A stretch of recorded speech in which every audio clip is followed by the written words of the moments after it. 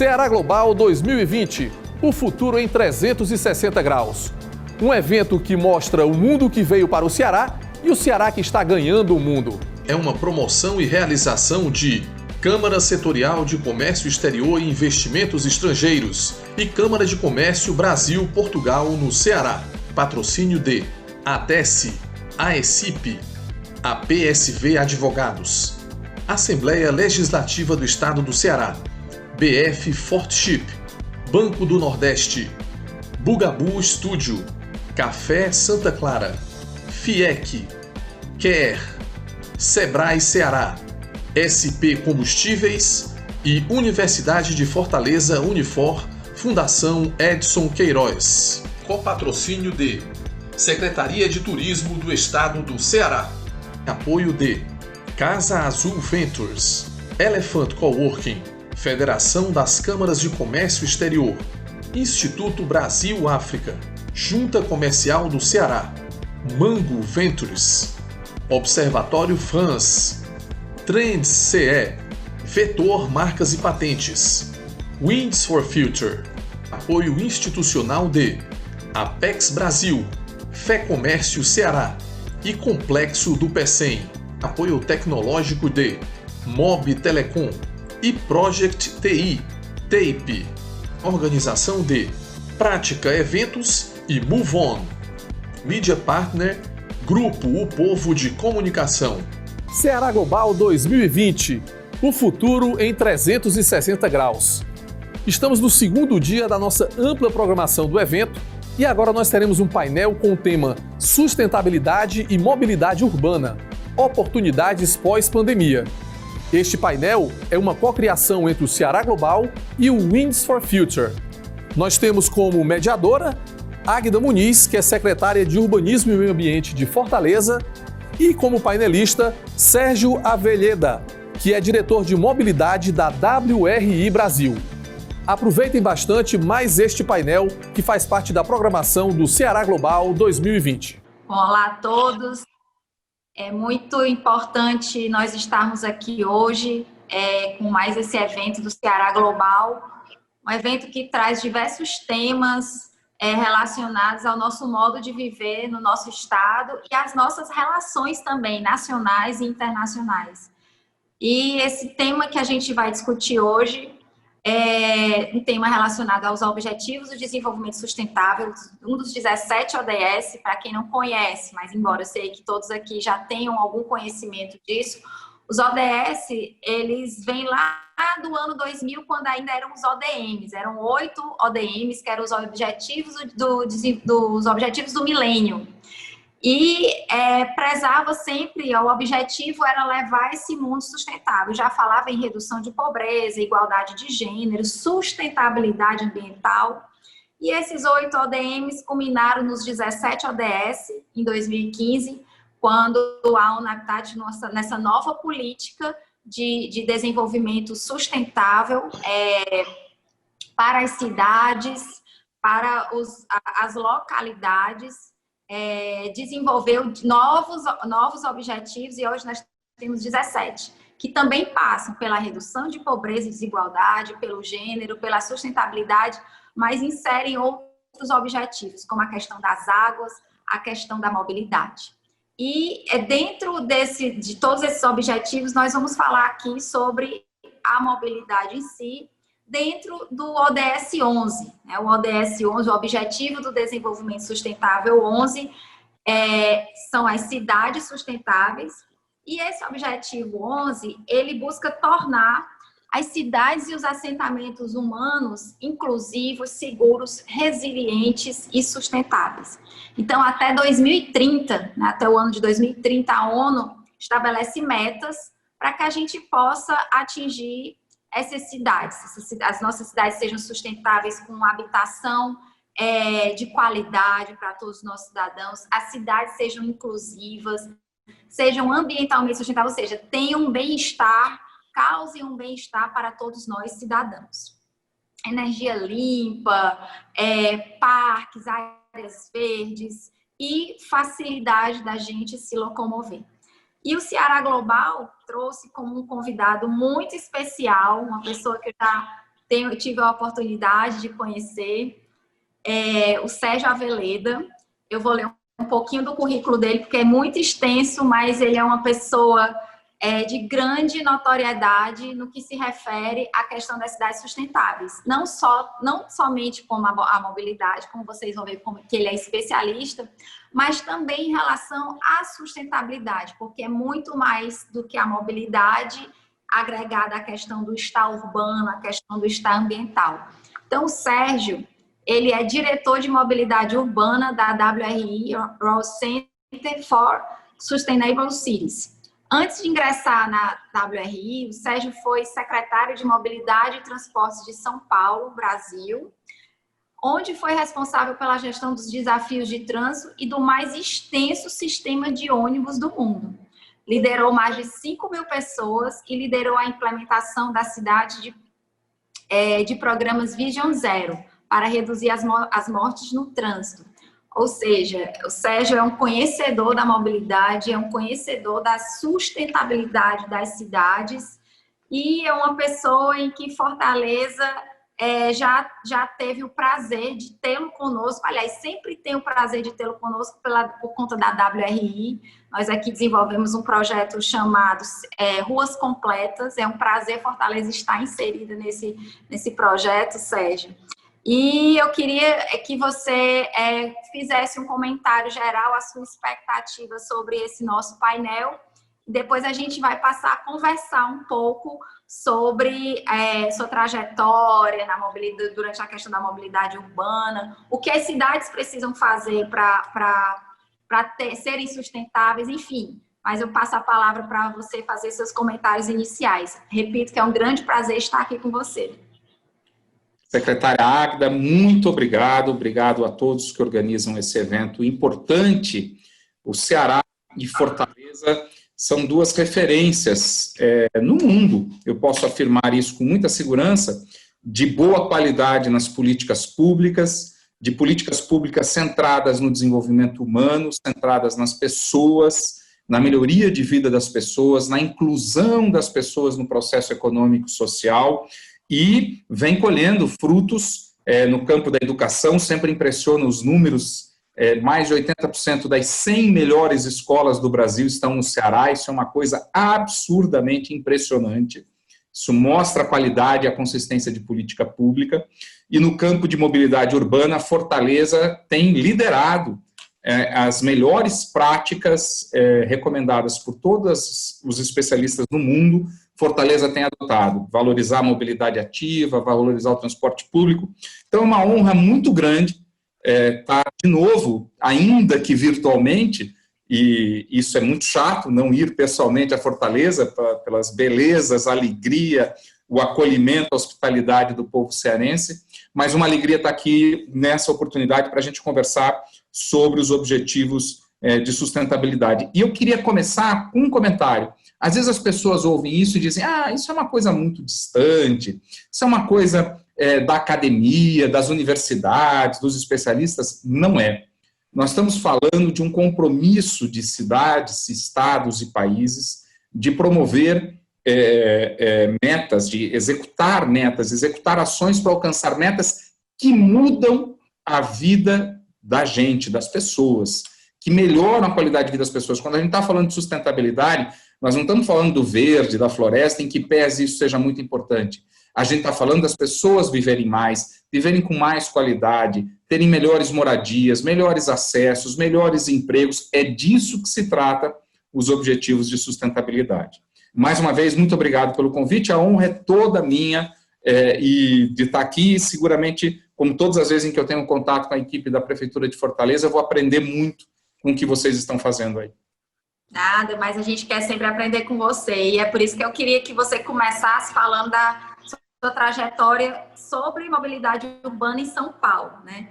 São Paulo é a nossa cidade mais vibrante, cheia de diversidade, e isso é maravilhoso. Mas como é que esse desafio de liderar esses processos de mobilidade urbana numa cidade tão diversa e tão vibrante? Eu tive a oportunidade, Águida, e foi um privilégio, de trabalhar em 3 sistemas diferentes na mobilidade urbana de São Paulo. No metrô, onde eu fui gerente jurídico, diretor administrativo, depois presidente. Nos trens do subúrbio, que aqui a gente chama de CPTM, que são os trens que ligam a cidade de São Paulo às cidades da região metropolitana. E depois ser secretário de mobilidade da cidade de São Paulo, onde eu tive a oportunidade de gerenciar o sistema de ônibus e trânsito. Então, eu tenho uma visão, modéstia à parte, privilegiada sobre esse sistema, porque estive em diversos lugares dele. É um desafio enorme, primeiro pela grandeza, né? A gente está falando, quando a gente está falando da região metropolitana, é mais possível falar da cidade de São Paulo. Na verdade, nós já estamos observando aqui em São Paulo o fenômeno da cidade metropolitana. Já não é nem mais região metropolitana, porque a região metropolitana implica municípios com funções e papéis diferenciados, trabalhando em conjunto. Aqui a gente já tem um tecido urbano tão unificado e uma identificação tão forte que eu acho que a gente já pode dizer que nós estamos caminhando para a cidade metropolitana. São 23 milhões de pessoas, em 39 cidades. Muitos países europeus não têm essa quantidade de gente que a gente tem para administrar aqui. E a forma como se desenhou estas cidades, ou talvez até mesmo a ausência de desenho, elas foram crescendo, eu não diria aleatoriamente, porque nada é aleatório, mas elas foram crescendo numa lógica limitada para atender a alguns valores, como, por exemplo, as oportunidades do mercado imobiliário, e isso levou a uma irracionalidade na ocupação do solo. Então, nós temos a concentração das atividades econômicas em poucas centralidades. O que eu quero dizer? As pessoas têm oportunidade de emprego em poucos lugares da cidade, a Avenida Paulista, o Centro, o Itaim, a Faria Lima, são locais de atração de emprego. Mas as pessoas foram morar cada vez mais longe. E isto gera uma crise na mobilidade enorme. E eu sei que você é super especialista nesse assunto, secretária. Quando eu visito uma cidade que tem problemas graves de mobilidade urbana, o que são problemas graves de mobilidade urbana? Linhas de ônibus muito congestionadas, trânsito congestionado, muitas mortes no trânsito, muitos acidentes. Eu costumo dizer que é como visitar um paciente que tem febre. A doença não é a febre. A doença da cidade não é o sistema de ônibus. Se a gente tivesse o poder de multiplicar por 100 a oferta de ônibus, nós não resolveríamos a doença. A doença está na falta de planejamento urbano. Ou num planejamento urbano que não atendeu às necessidades das pessoas e atendeu outros valores. Então, não existe possibilidade de a gente melhorar os problemas de mobilidade urbana sem trabalhar com planejamento urbano, sem redesenhar o uso do solo, sem favorecer o uso misto do solo, a exploração de áreas residenciais, comerciais e de serviços todas integradas, a adoção de fachadas ativas, a criação de novas centralidades econômicas fora dos núcleos das metrópoles, porque é isso que vai resultar numa diminuição do desejo de viagem na distância dessas viagens. Claro que isso é de longo prazo. Enquanto isso, a solução é melhorar as ofertas de mobilidade e que, no meio dessa pandemia, o setor de mobilidade foi duramente atingido, entre outros setores, mas a mobilidade está em xeque, porque, ao mesmo tempo que ela é essencial, ela gera aglomeração. Então, tem uma contradição aí que a gente tem que administrar com mais dificuldade ainda. Bacana. Só dentro desse seu pensamento, eu achei muito interessante você falar sobre conhecer o que as pessoas querem fazer, né? Conhecer o nosso público-alvo. Então, planejamento urbano a gente tem que conhecer. E aí eu ressalto a importância, eu queria que você falasse um pouquinho mais, já que você trabalhou nesses vários modais, né? Sobre a importância daquela pesquisa origem e destino, né? Para onde as pessoas saem, para onde é que elas vão, para onde é que elas querem ir. E isso, muitas vezes, as pessoas querem fazer o planejamento urbano e o planejamento também do empreendedorismo, porque não adianta, às vezes, a gente ter a fachada ativa se a lei de uso do solo não vai permitir que aquela padaria ou aquele salão de beleza se instale naquela fachada ativa, né? Porque às vezes a área é muito grande ou enfim, Então, eu queria que você falasse um pouquinho mais quando o planejamento urbano ele é bem feito, ele vai atingir esse público-alvo. Eu queria que você falasse um pouco dessas pesquisas de origem e destino que são tão importantes para as nossas cidades. Aqui em São Paulo, desde 1967, se faz a cada 10 anos a pesquisa origem e destino. E por que 1967? Porque o metrô estava sendo construído, planejado nessa época. E aí alguém disse, mas como é que a gente vai desenhar a linha de metrô? Porque aí era um investimento muito grande, não dá para errar. Não dá para construir no lugar errado, porque vai muito dinheiro. É diferente de desenhar uma linha de ônibus, que é só depois se der errado, você muda o ônibus de lugar. O trilho do metrô, você não muda de lugar. E alguém disse, olha, a melhor coisa é fazer o que as cidades mais desenvolvidas fazem. É entrevistar uma gama imensa de gente, perguntando uma pergunta muito simples. Onde você foi ontem e como você foi? E essa pesquisa se consolidou em São Paulo como base fundamental de várias ações, não só para a construção do metrô. Porque com ela você consegue identificar com um nível de acerto muito elevado mesmo, exatamente o fluxo das pessoas, o sistema circulatório, né? Para onde as pessoas estão indo e de onde elas estão vindo. Com essa informação, você consegue desenhar e se antecipar e mudar o desenho da cidade de uma forma muito mais eficiente. Então, você consegue identificar claramente os fluxos e, a partir daí, você pode atender os fluxos existentes com a oferta de serviços de transporte adequados ou até mesmo interferir nesses fluxos, dizendo, olha, se a gente modificar uma área de centralidade econômica para esta região, nós vamos conseguir deslocar os fluxos e, portanto, aproveitar melhor o solo. Consigo imaginar como se faz planejamento sem essas informações. É verdade que hoje em dia nós temos muito mais facilidade para coletar essas informações, porque você não precisa, por exemplo, em São Paulo essa pesquisa é a cada 10 anos porque ela é caríssima, você entrevista mais de 200 mil pessoas. Hoje, com a quantidade de informação gerada pelas pessoas com o uso do telefone celular, todos nós que temos um smartphone, salvo pessoas que estão muito preocupadas com privacidade, mas todos nós estamos informando para uma série de aplicativos onde nós estamos, para onde nós estamos indo, o que nós estamos fazendo.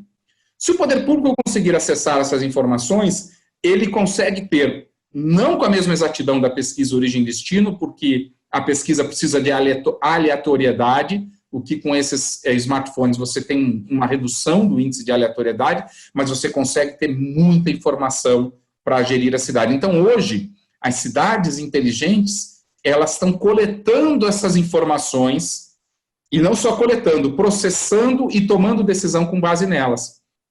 E é praticamente online. Você consegue observar os fluxos na medida que eles estão acontecendo e pode responder de uma forma muito mais rápida. Então, eu diria, é impossível ter política pública de qualidade, consistente, sem informação. A maneira que você vai coletar essa informação, ela pode ser mais moderna, mais tradicional, mas sem ela, você corre um risco muito grande de desperdiçar recursos, tempo, tomando decisões erradas e que podem, inclusive, piorar a qualidade de vida, piorar as condições da cidade.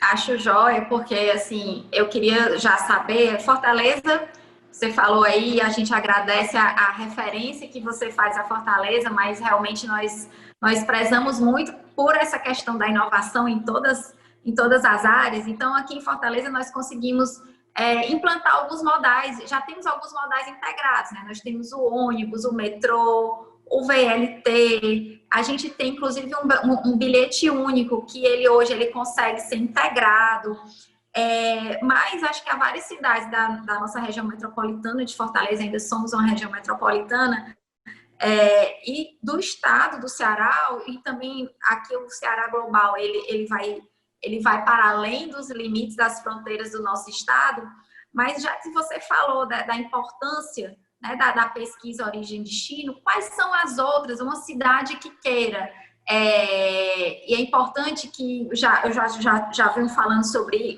já quero falar sobre isso, da integração entre as cidades, com e é da relação entre as cidades com algumas organizações como a WRI. Você se associar, você procurar instituições desse porte para ajudar, a WRI faz parte aqui, né, de Fortaleza, outras instituições também. Então, é muito importante a gente agregar valor com o conhecimento que vocês têm, que instituições como a WRI e outras instituições também, a Bloomberg, a gente tem muita relação também com a Bloomberg, mas dentro dessa perspectiva, né, a gente já tem esse sistema integrado, inclusive os ODS, no nosso plano plurianual, a gente tem como indicador os ODS, cada projeto nosso aqui na Secretaria, a gente relaciona os vários ODS, interrelaciona, mas quais são os passos, ou assim, quais são os marcos que você diria para as cidades, né, que não têm ainda essa política de mobilidade, essa política de cidade sustentável, como é que elas podem atingir? Você falou do planejamento urbano, você falou da pesquisa origem e destino, mas que passos seriam esses até a gente ter essa cidade desejável, né, essa cidade para todos nós cidadãos? Olha, secretária, primeiro, o que nós aqui, olhando do lado da WRI, muito nas nossas relações com a cidade, primeiro, nós somos uma organização que trabalha baseada em evidências.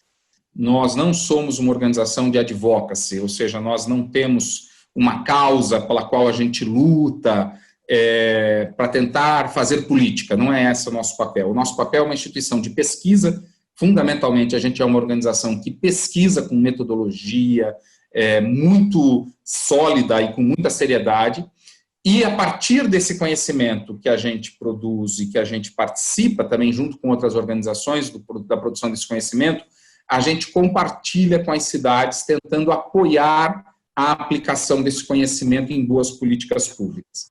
Então, nós não somos uma organização que tem a pretensão de ditar, orientar nada, nós queremos compartilhar experiências. E nós trabalhamos com uma metodologia muito simples, que em inglês é account it, change it, and scale it, que é diagnostique, entenda o que está acontecendo, atue para mudar na teoria da mudança e depois aprenda com esta mudança e escale isso.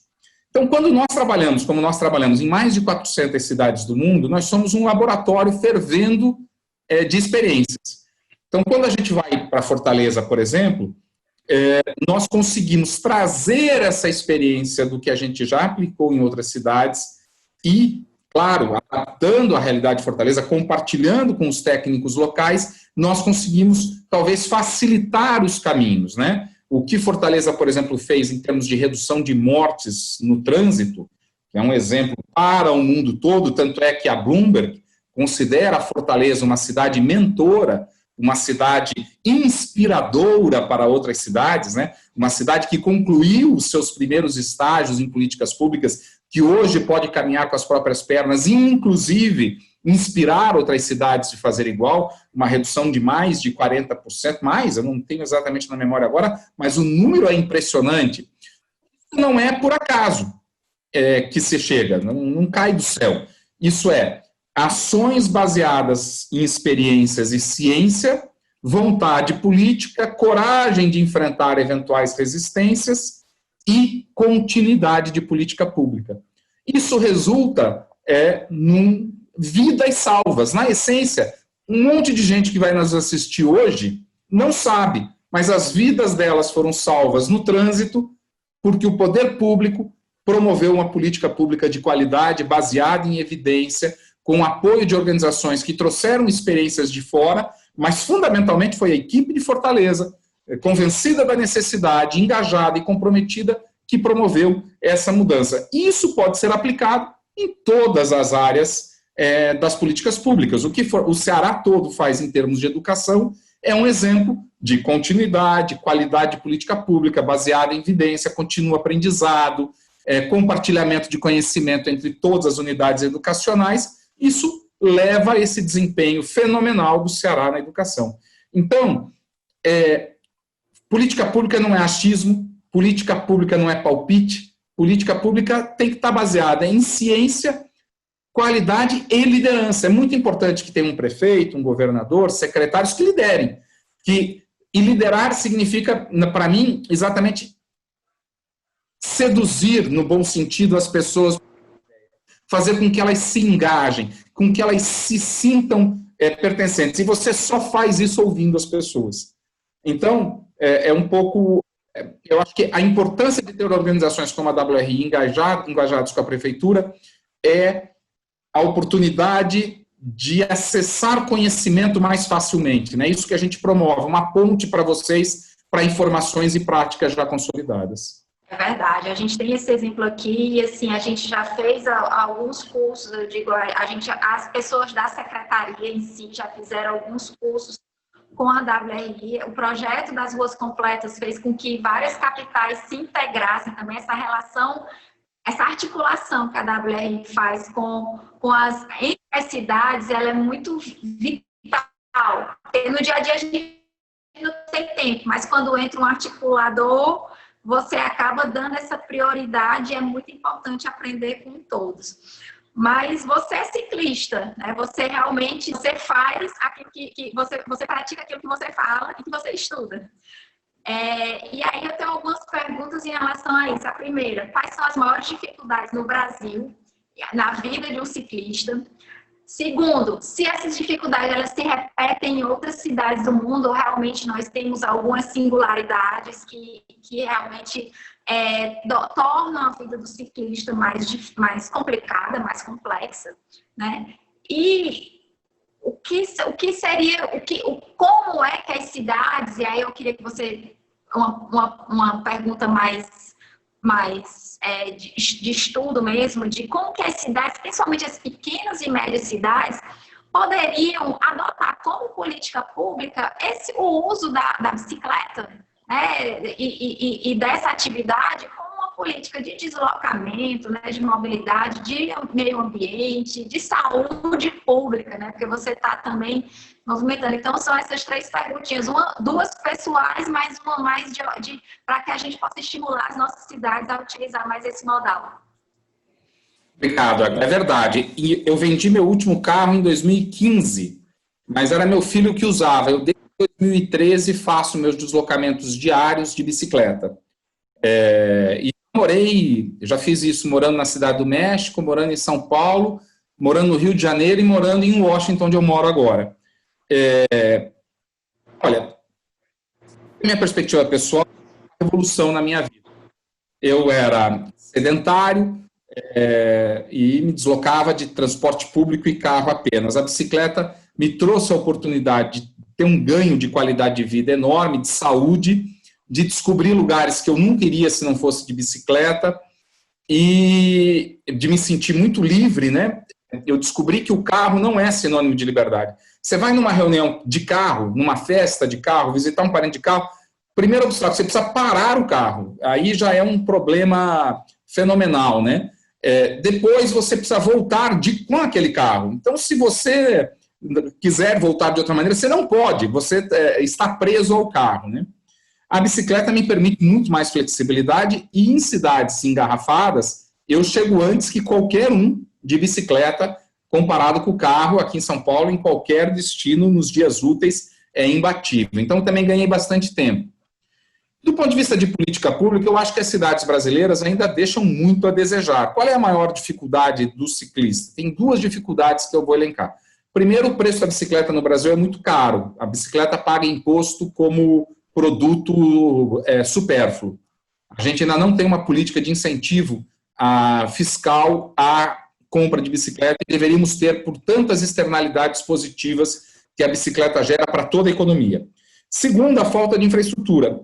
E aí não é uma questão das cidades brasileiras, né? As cidades dos países em desenvolvimento foram desenhadas, concebidas para o carro. Se você vamos pegar São Paulo. São Paulo tem a pesquisa Origem e Destino mostra isso para nós, secretária. Olha aí a importância dela. 31% dos deslocamentos são feitos de carro na cidade de São Paulo. Os outros 31% são feitos de transporte público e 31% a pé. Na verdade, é mais a pé, porque a pesquisa Origem e Destino ela não pega a integração.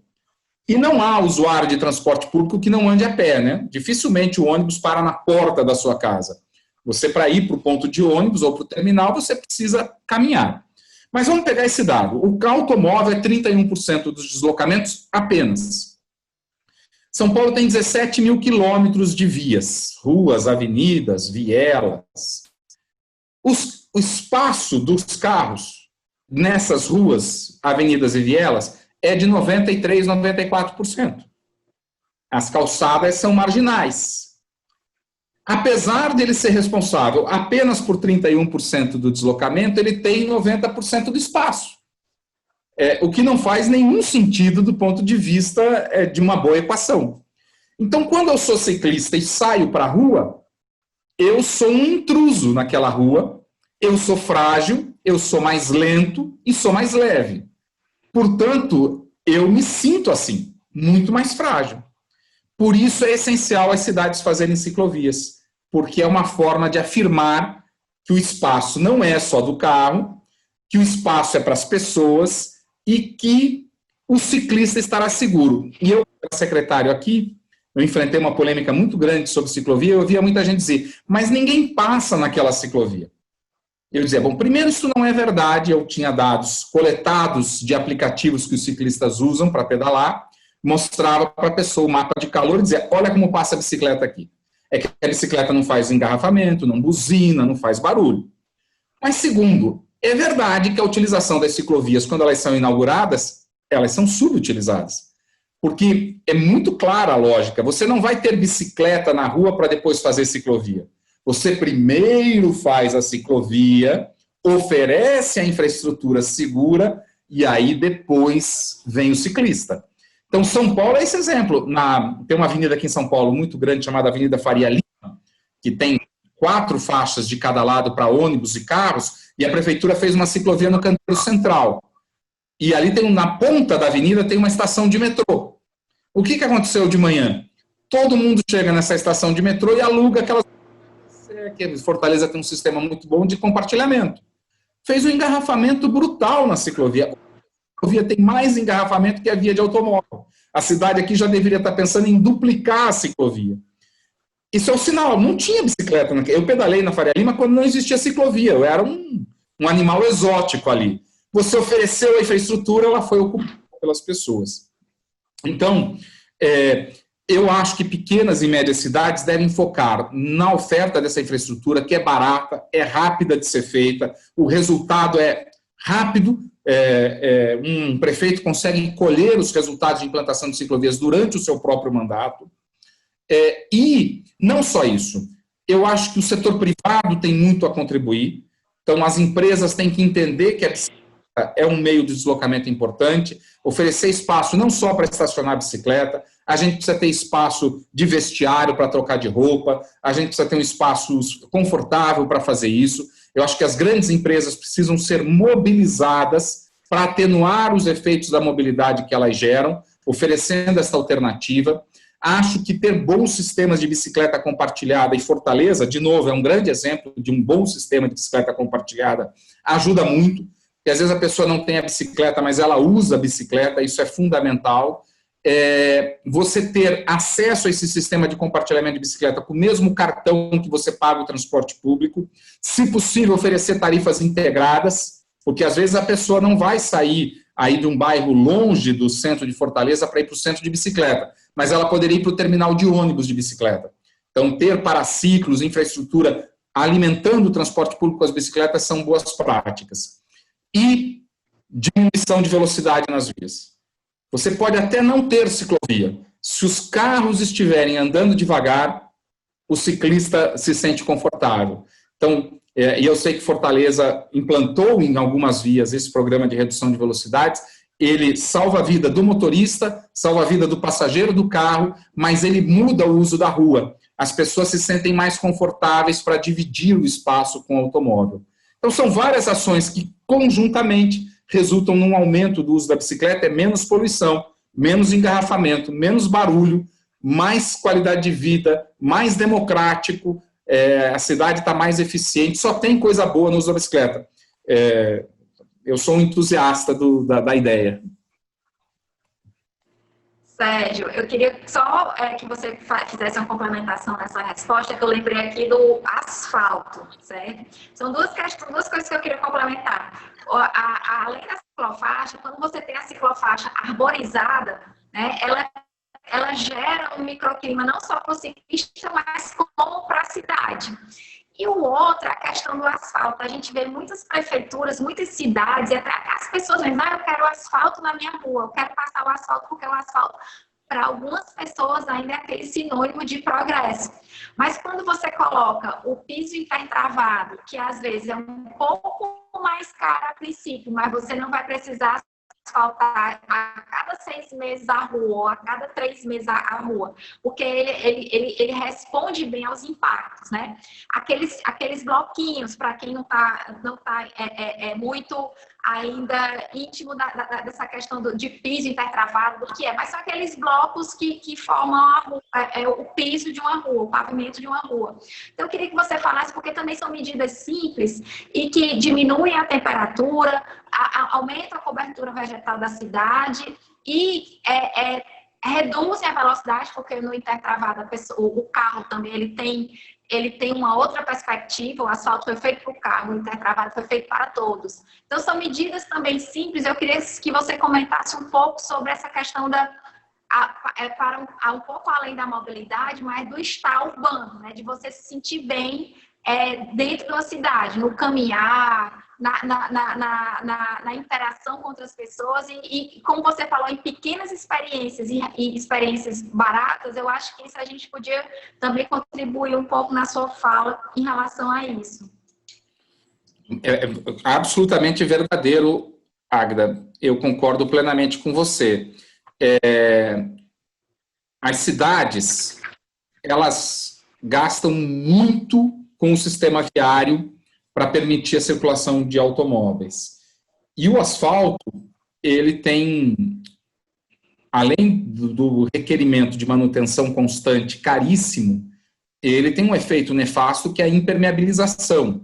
As tecnologias de asfalto permeável ainda não estão difundidas e nem acessíveis à imensa maioria das cidades, que é um efeito muito negativo para as cidades e para o meio ambiente, gerando, inclusive, riscos elevados de enchentes, não é? De acúmulo desta água no solo. E os pisos intertravados, e nós temos algumas ciclovias aqui em São Paulo que foram implantadas com piso intertravado, respondem de forma muito eficiente para o uso leve, né?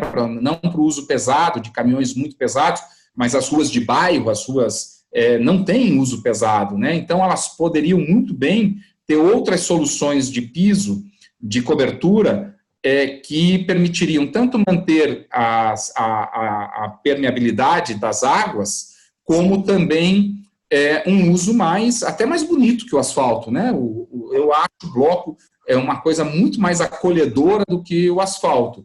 Você pega, às vezes, ruas que são alamedas, né? Que são modificadas por arquitetos, porque tem comércio, tem restaurantes, e, em geral, eles não põem asfalto, em geral, eles põem os sistemas intertravados, porque são mais acolhedores, parece uma coisa mais acolhedora, eu acho que a palavra é essa. E a cidade precisa estar aberta a essas tecnologias alternativas, porque elas, em geral, são mais sustentáveis, mais baratas, e uma coisa que as cidades precisam estar sempre de olho é no custo de manutenção, porque às vezes implanta e a pessoa não contabiliza o custo eterno. Eu tenho defendido muito, secretária, por exemplo, a questão do subsídio ao transporte público. Algumas cidades são obrigadas a subsidiar o transporte público para manter uma tarifa baixa, né, para as pessoas poderem acessar. E aí, isso sempre gera um questionamento. São Paulo tem um subsídio muito elevado porque ele paga a tarifa integrada. Aqui em São Paulo, você embarca no primeiro ônibus e os 2 embarques subsequentes são gratuitos, você não paga a tarifa, mas eles têm custo. Então, a prefeitura complementa o custo do sistema para que isso viabilize. E tem uma discussão muito grande aqui em São Paulo, se é muito ou se é pouco subsídio ao transporte público. Mas ninguém discute o subsídio ao transporte particular, ao carro. Aí, alguém uma vez eu falei isso, a pessoa perguntou, mas existe?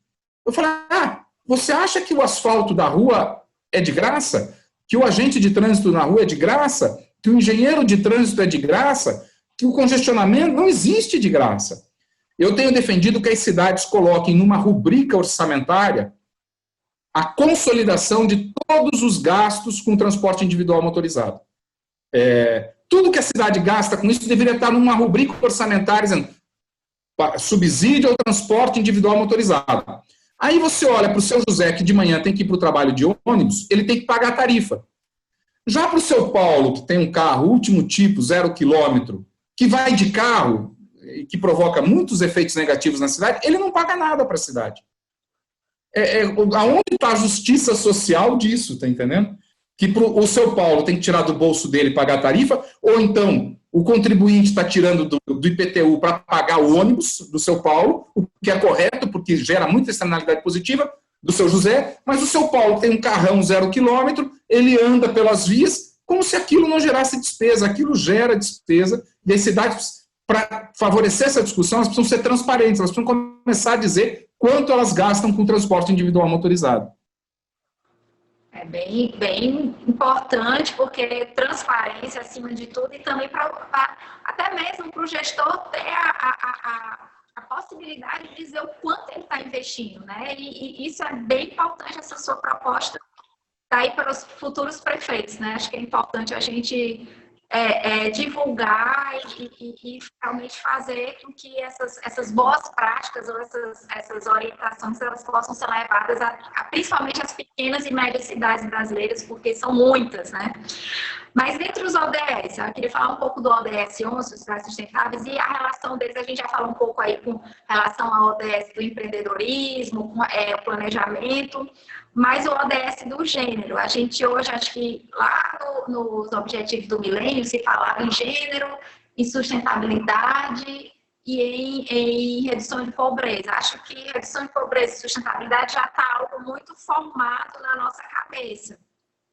Mas a questão do gênero, ela vem sendo discutida cada vez mais. A gente teve nessa semana um episódio chato com uma criança de muito grave, cruel até o posicionamento das pessoas. E a gente vê muito hoje a questão do assédio nos transportes públicos, né? É uma questão de mobilidade, é uma questão públicas, né? Algumas cidades, aí eu realmente em Fortaleza tem um sistema para que coíba esse tipo, né? Esse botão na verdade, o nosso aplicativo coíba esse tipo de ação dentro de um transporte público, que é o Nina, mas a gente ainda vê pouco acesso, as pessoas, a gente divulga bastante, mas há pouco acesso a esse aplicativo, às vezes talvez por questão sei lá, de constrangimento e tudo, mas eu queria que você comentasse um pouco também como é que a WRI trabalha nesse sentido da integração do ODS 11 com os demais ODS, em especial esse da questão do gênero. Muito boa questão, secretária. A questão de gênero ela é transversal em todos os nossos projetos. A gente tem na WRI uma área específica para a questão de gênero e todos os nossos projetos devem contemplar a questão da inclusão, da igualdade, da abertura de oportunidades nessa discussão de gênero. Na questão da mobilidade, essa questão do assédio, ela é muito importante.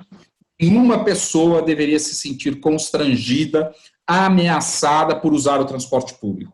Isso é absolutamente inaceitável, isso é absolutamente repulsivo e compete às autoridades públicas e aos operadores dos sistemas de transporte assegurar conforto, tranquilidade, proteção a todos e a todas que queiram acessar o transporte público, mas especialmente as mulheres, porque elas são, em geral, vítimas de um assédio inaceitável, vergonhoso, bárbaro, que nada tem a ver com a civilização, com a cultura, com a beleza que é viver em coletividade.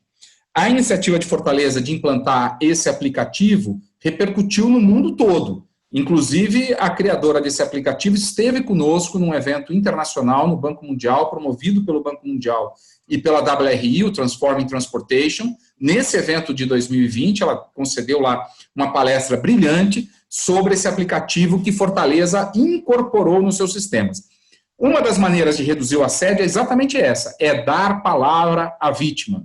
é dar palavra às pessoas, fazer com que elas tenham certeza que as denúncias serão devidamente tratadas, acolhidas, apuradas e que a punição virá. Isso melhora muito o índice de tranquilidade e diminui o assédio. Segundo, claro, as campanhas são importantes, mas ter soluções tecnológicas que façam o sistema funcionar é muito importante. Treinar os motoristas para saberem o que fazer numa situação como essa também é fundamental. Quando fui secretário aqui em São Paulo, nós fizemos um programa grande, num convênio com o Ministério Público, com o Poder Judiciário, para o treinamento das tripulações dos ônibus, para eles estarem prontos para reagir, proteger a vítima e permitir que a polícia atue nos casos de assédio. Mas a questão da mobilidade de gênero também vai além da questão do assédio. As linhas de ônibus, por exemplo, elas não são desenhadas ouvindo as mulheres. E as mulheres têm necessidades de mobilidade muito específicas e que precisam ser atendidas. As mulheres, elas levam os filhos na creche, nas escolas. O transporte não é direto de ponto a ponto. E o desenho, o planejamento das linhas de ônibus precisam acolher essas necessidades das mulheres de uma forma muito mais efetiva. A mulher e a bicicleta, o risco de assédio, de violência, é muito mais intenso. É uma cidade que tem espaço de tranquilidade para uma mulher sair sozinha de bicicleta, é uma cidade evoluída, uma cidade que oferece oportunidade para todos.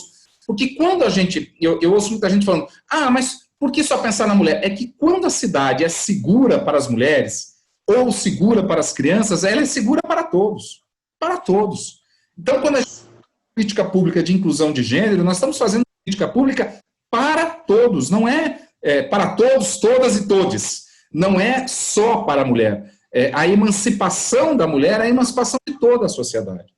Então, tem muitas dimensões. Outra dimensão importante de mobilidade e mulher. Aqui em São Paulo, as mulheres são 48% dos motoristas licenciados, que têm carteira de motorista.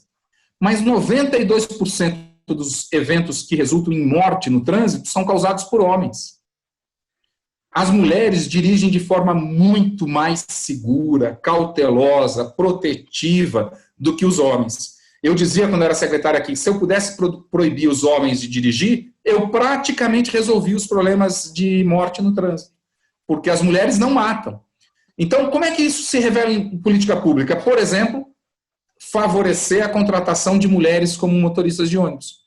Você abre oportunidade para um emprego formal, um emprego que tem uma renda garantida e, ao mesmo tempo, reduz o índice de mortes. E empresários de ônibus que fizeram aqui em São Paulo, eles economizam dinheiro com combustível, com peças, porque as mulheres são muito mais cuidadosas ao dirigir. A mulher e o carro não têm uma narrativa de poder. O homem e o carro têm uma narrativa de poder, inclusive sexual, que a mulher não tem. A mulher, o carro é pragmático, ele precisa me levar daqui para lá. Mulher não compra um carro para parecer que ela é fazendeira, que ela é poderosa. Ela compra o carro que melhor se adequa às necessidades dela.